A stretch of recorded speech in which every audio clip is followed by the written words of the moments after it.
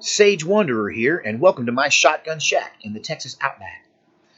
Well, in the comments section of my last video that I did where I talked about my grandmother's trek across the state of Oklahoma on foot with a baby on her hip during the Great Depression, in the comments section, one of the viewers suggested that I tell some more stories about my family during the Great Depression because I believe, I'm telling these stories because I believe there's things that we can learn from their experiences as we face the future of the post-pandemic depression and the potential war that may be coming on the heels of this disaster. So we're not going to talk about the virus. It doesn't really matter. What really matters is the financial breakdown that we're seeing and the food shortages. And all of this is looking very much like the Great Depression and World War II times. And both sides of my family, my parents both being born in 1933, they lived through the Great Depression as children, and my grandparents lived through the Great Depression as adults, and also the World War II era, which wasn't much better for most folks.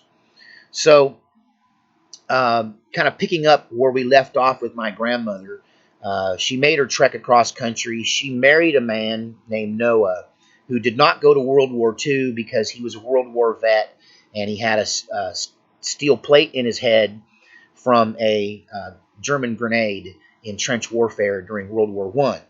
And because of that, he had a lot of pain. It affected his mind. He had a little brain damage. He was mean as a snake, and he was just not fit for service. They weren't going to put him back out there with that plate in his head. But he rented, he didn't own it, but he rented a small farm. And he worked at the sawmill to pay the bills.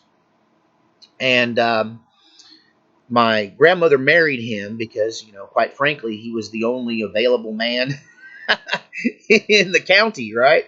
Everybody else had gone off to fight the Germans and the Japanese in World War II. And so their experience was very different than my mom's side of the family. And that's because they lived on a farm. They had a milk cow. They had chickens and had fresh eggs. And they had, I think, 20 acres to till and plant. And so they raised crops mainly to feed the family and the animals that they kept. So they were what we would call in retrospect sustenance farmers, okay? And he paid the rent and the taxes and all that by working at the sawmill. And I kind of told the story in the last video about how when he got too sick with TB to go to work, that my dad at the age of 10 went to work at the sawmill for half the wages that he had, that the adult, they gave him boy wages to do a man's job. And even though he did all the work that a man would do, he only got half the pay. But it was enough to keep the rent paid and keep the farm running. And my grandmother provided all of the rest of the manual labor there on the farm. They had a mule that did double duty as transportation into town, into the sawmill, and also as a plow animal and to do work around the farm there. And so when my dad was very small, really before he was able to be much of a help around the farm, he started hunting and fishing and trapping in the Ozark Mountains there around Wicks, Arkansas, which is where this story is set. And some of you are going to be like, wow, Wicks, it's still there. It is still there. I was there not too long ago. Noah is buried there, not my step-grandfather. But at any rate, my dad made extra money and earned a small living as a small child being a hunting and fishing guide, that he learned to hunt and fish. And Grandma would just send him out in the woods with a rifle and say, go get us some food, boy, when he was 4, 5, 6 years old. And other boys that were in the similar circumstances from around that county would run in packs. And they would run through the woods in packs, hunting and fishing and bringing wild game and fish home. And so the old Marine got good at it, as a child. And to the point where when city folk would come out there wanting to hunt and fish in the Ozark Mountains, he would find them in town or be referred to by the local sheriff to these people. and he would take them out in the woods and help them get on the fish and get on the game. And it was a job that my dad really thrived in because it was part entertainment and hunting and fishing, and he got really good at it. And along with that comes telling the scary fireside stories of the Bigfoot type wild swamp men that lived in the Ozark Mountains. They talked about the wild men that lived there, and scaring the city folk was part of the job, But they had my dad looked back on that time with fond memories, and he shared many of the stories with me. One of my favorite stories is that they were kind of outlaws too at the same time. That these packs of boys, I'll share a quick story with you. These packs of boys in the Ozark Mountains were hungry one day, and they hadn't had any luck in the woods, and they came into town looking for a city person to take out and earn a few bucks taking them out hunting and fishing. And there was a pickup, a flatbed Model T pickup, and it had several flats of eggs on the back of it. It was a big shipment of eggs, probably enough eggs to feed the county. And these boys decided, you know what? We're going to steal those eggs. So they stole that truck and they drove it out into the wilderness, and they started cooking eggs. They boiled eggs, they fried eggs on an open fire. And the sheriff in that town was a very old man with a limp, and that's why he didn't go away to World War II and was made sheriff there. And he started looking for this stolen truck, and so the boys were out there, and they got their stomach full of eggs. But these boys were ranging from the age of 5 to 11, right, at this point. And they quickly got bored with eating the eggs when their stomachs were full, and they still had so many eggs that it was just a matter of time till one boy threw an egg at another boy. And the next thing you know, you got about 10 or 12 boys in a full-on egg fight. And they egged each other, and they egged the truck, and they were covered. They were covered in eggs, and they decided that they were going to get hung if they were going to get executed for this horrible crime if they didn't take at least the truck back. They might get forgiven for the eggs, but not for stealing the truck. So they drove the truck back into town and ditched it. Okay, and then they set out to find a public pump to get the egg off of them because they're covered in eggs. And I don't know how the old man kept from being put in jail, other than that the sheriff had a sense of humor, and I guess he figured boys will be boys, and they were hungry. But yeah, the old sheriff kind of hobbled up to this bunch of boys who were washing the eggs off him, and he was going to ask about this truck that, I guess about a third of the eggs survived the encounter and came back with the truck. This kind of stuff would end you up in prison these days. But they sat there literally with egg on their face, denying they knew anything about the stolen truck. But, in so many ways, it was a Mayberry's Walton's kind of experience for them because they lived in a rural area and they had a small farm and they had access to wild game and wilderness. That's a very different story than the grim story of my mother's side of the family. They lived in Arkansas, but they lived in town. Okay, they lived in the city, and I don't even know what city they lived in Arkansas. But my grandfather and grandmother had 3 small children when in 1940 they had heard about the land of fruit and honey in California. And my grandpa, with his wife and 3 small children, including my mother, who was the oldest and was 7 years old at the time, they set out for California in a vehicle that wasn't up to par.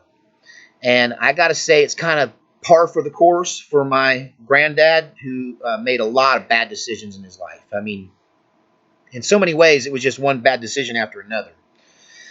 And so he decided to set off with this family full of small toddler-sized children, 3 of what would eventually be a 7-child family. And they decided to head out to California. But they only made it as far as the Arkansas River. Mistake number 1, he left in a vehicle that did not have, was not up to par, was not running right. And he knew it. And he just hoped, crossed his fingers and hoped that they could make it to, to California. And then the other thing was he made his trip in October, in late October. And the reason is that's when a lot of the agricultural work dried up, a lot of the money dried up, people kind of settled in for the winter in rural areas. And so there was just no work through the winter. And so that's when he decided to leave, which would have been around the time of Halloween.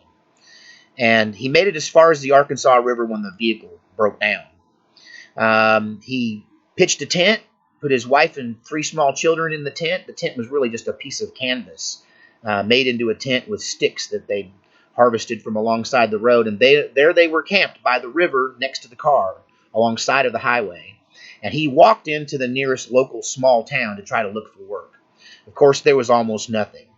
He did find work here and there, dig a ditch, help do this, haul that, whatever. And he would get a few cents here and there, enough to buy a little bit of flour, but never enough to buy the part that he needed to get the vehicle up and running to make it the rest of the way to California.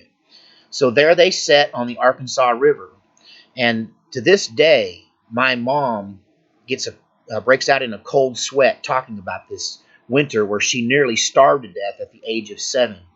And they survived along the Arkansas River by eating what my mom called skinny little catfish that they were able to get to bite in the dead of winter out of the Arkansas River, 1 or 2 a day, and literally a tablespoon of flour for the whole family a day that they would make. They would get some of the juice off of the cooked catfish and mix it with water into a flour paste gravy type of thing, and that's what kept them alive.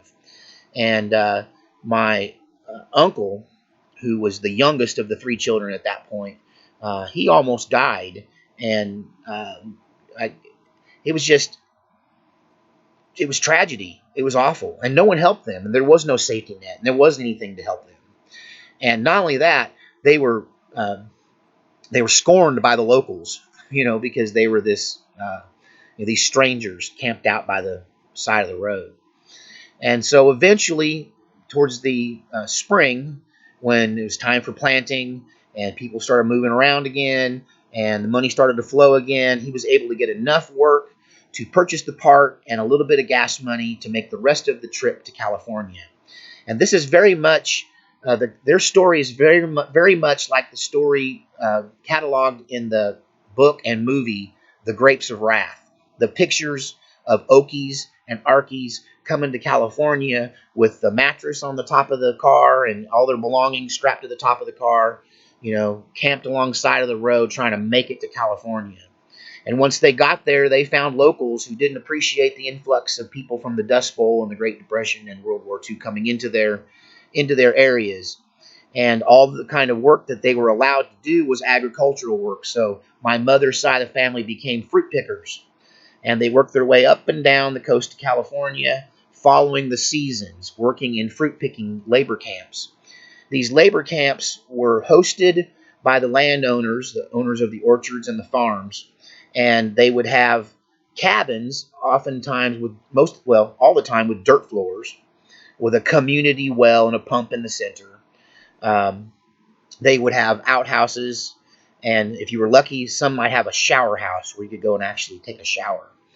And now, they were often too far from town for people to drive into town to spend the little bit of money they made after they paid for their cabin rental, right? And so there was a company store that would front them food and supplies at an exorbitant price, forcing them to be caught in this circle of poverty. And this is how my mother pretty much raised her little brothers and sisters. That's why to this day, they all look up to my mother. She has a kind of power in that family amongst my aunts and uncles and cousins that borders a matriarchal kind of feel, because she was being the oldest, was the one that did a lot of the work raising the other 6 kids. And so they drifted from labor camp to labor camp. And I won't throw my grandpa under the bus, but I will say this. He hails from Irish travelers, which are a Irish type of gypsy, okay? And so, conning people, um, taking advantage of people. Our family calls that, on that side of the family, they call that getting over on somebody. And so getting over on somebody was the highest level of personal pride. If you could trick somebody out of their paycheck, if you could cheat them in a poker game, if you could pick their pocket, then that made you better than them and superior to them. And to the victor goes the spoils. So many of those moves from labor camp to labor camp was not so much seasonal as it was getting out ahead of the lynch mob. I'm just telling it like it is. If my cousins don't like it, well, you know where I live. Honestly, if you watch this channel, you know I don't hold my grandfather in great regard on that side of the family. I know what he was, and for one thing, he was a hateful racist. It's why I hate racism so bad, because he was awful. But at any rate, so that's where they found themselves, going from California to Oregon, working in these fruit picking camps. And so, kind of flash back to my dad's side of the family, picking up where I left off in the last story. Um, my dad's side of the family, Noah, the stepdad, died of tuberculosis. I know you don't like the way I say that, but that's the way my Okie Arky family says it, so it's stuck in my head that way. And so we'll just say TB. How's that? But he died of TB. The county health officials in Arkansas were about to snatch my grandma up. And so once they buried Noah, they sold everything they owned, because extended family, had already moved to the Willamette Valley of Oregon, which really is a cornucopia. Blueberries, hazelnuts, walnuts, apple orchards, pear orchards, strawberries by the miles. Okay, and so Oregon was feeding itself and much of the West Coast in the late 1940s and early 1950s. And today they make wine more than anything else. Wine and hazelnuts have orchards and vineyards now, but they still have blueberries and whatnot as well, and strawberries. Oregon strawberries are a delicacy. But my family on my dad's side, the old Marine and my grandma, sold everything they owned and bought a train ticket. And her 6 children, including my dad, who was at that time 15 years old. So this would have been 1948 or 49. And they made their trek across the country by train and landed in Oregon. And of course, the only work, now they were smart. They left, well, circumstances were smart for them. They left in the spring. So there was plenty of work when they got to Oregon, working in the orchards. And so they found themselves in a fruit picking camp there in Oregon. And that is where my parents met, in a fruit picking camp. And they got married at the age of 17. And the rest is kind of rock and roll history. But I want to kind of discuss the story of the two families and how their situations were very different. Not just because of decisions they made, but because of where they were when things got bad. And so they placed, my mom's side of the family found themselves in a urban type of setting with no land and no history of being farmers or planting or having chickens or any of that. They didn't do any of that. They were products of the Industrial Revolution. And so when times got hard for them, they didn't have any choice, and they had a really hard life. And things did not go well for them until around 1960, they started pulling themselves out of their poverty. But my grandma, my dad's side of the family, they were sustenance farmers. They were hunters and fishermen. You know, they knew how to raise chickens. They knew how to milk the cow. They had the skills, and they had a small piece of land they were able to hold on to. And so when they went to Oregon and found themselves in this fruit picking camp, they weren't happy there. They saw my grandma and my dad, who was kind of almost acting like, well, he was the patriarch of the family at that point. And they saw themselves in a situation that they were not happy with, and they immediately began trying to work their way out of it. And one of the ways out was the sawmill, because Oregon is also known for its Douglas fir trees and its lumber. And a lot of the if you're building a house in America, you're probably doing it with Oregon lumber. There's a lot of lumber comes from the Pacific Northwest still to this day. And so he went to work in the sawmill, and he went to work as a logger, and he was able to earn his way out of that and get the family a small farm. And of course, Grandma did what Grandma was good at. She married up, and so as a widow with six small children, well, five really, because my dad was grown by then and married to my mom. So he was grown and out of the house. And at that point, when he left the nest, that's when Grandma remarried. And if you like the story of my grandmother who walked across the state of Oklahoma with a baby on her hip, or the story of how she was a midwife and the story of the creepy dog babies, then you'll love this, because she was known as the Black Widow, because my grandma buried seven husbands. Seven husbands. I can't even name them all. I know one of them was a doctor, because they called him Doc. And I did personally know her last two husbands. Her second to the last husband was what I considered my grandpa. He died of cancer when I was a little boy, but I have strong memories of him. And he was quite wealthy, and he treated her really well and left her with a nice house. And she retired and lived in that house and fished and whatnot, and was taken care of from the money he left her. And she did not remarry through my whole life, but she did finally marry a seventh husband who was 20 years younger than her. And he married her because he took it upon himself to take care of Ellen, and she needed someone to take care of her because she was old. And by golly, she just wouldn't get old and die. And eventually he did. And even though he was 20 years younger than her, eventually he had a stroke, and she nursed him into the grave. Now, don't be thinking my grandma killed her husbands for their money. That's not what happened. All of their deaths were tragic and verifiable. Cancer, car wrecks, heart attacks. She just said maybe some people were just not meant to be married. And Wendy, her last husband, she almost didn't marry him.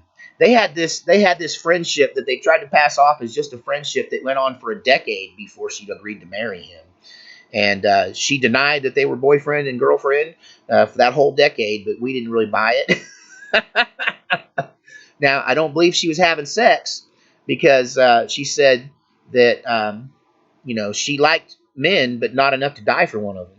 Not enough not to die, but not enough to go to hell, is what she said. She's a devout Christian, and she wasn't going to have no hanky-panky because she wasn't going to hell over it. But eventually she did marry him just to bury him as well. And she died a widow of seven husbands. So, many of you watch my channel because you think I'm an interesting person, and I have to agree, I probably am. I mean, my biography is called the Perils of an Interesting Life, but really, I'm just a product of interesting people. My grandmother, who's now 105, is actually the great granddaughter of Cole Younger, the famous gunfighter and member of the James Younger gang, a partner to Jesse James and Frank James. And Cole Younger, is who I descend from. And it's one of those weird things that everybody that comes from my mom's side of the family, including me and my uncles and my cousins, even without any gun training, we just seem to be able to, even the women, can just pull a pistol right off their hip and just shoot something without hardly looking at it. And we can blow up tin cans 20 yards with snub-nosed guns. It's just a natural ability, I think. We got that eagle eye. And, of course, the old Marine had it, too, so I got it from both sides of the family. But I'm a genuine bona fide descendant of a famous Wild West outlaw. And that's for a story from another video. But I wanted to share this with you because I think there's so much we can learn about our current situation and how to survive. We can learn from the past. This is why I tell you to plant. This is why I tell you to buy some chickens. because hard times are coming. And if you stick to the city and you stick to your job, you're going to end up trying to make it to a new job or a new place in a car that don't run. And you might find yourself starving to death alongside some river somewhere. Whereas if you have a piece of land and you can provide for yourself, your chances of survival, and not just survival, but comfort, are much, much higher than if you don't have those. So I suggest that you get out of the city, find you a small piece of land, like what I've done, and start learning how to live off the land, because it can definitely make it better for you. And in a future video, I will tell the story of my family in my dad's side of the family, their sustenance farming situation, and how rationing affected them, and some of the stories of the rationing and the bootlegging that was going on in Wicks, Arkansas during World War II. All right, till next time, thank you for listening, and God save us all, and God save our republic.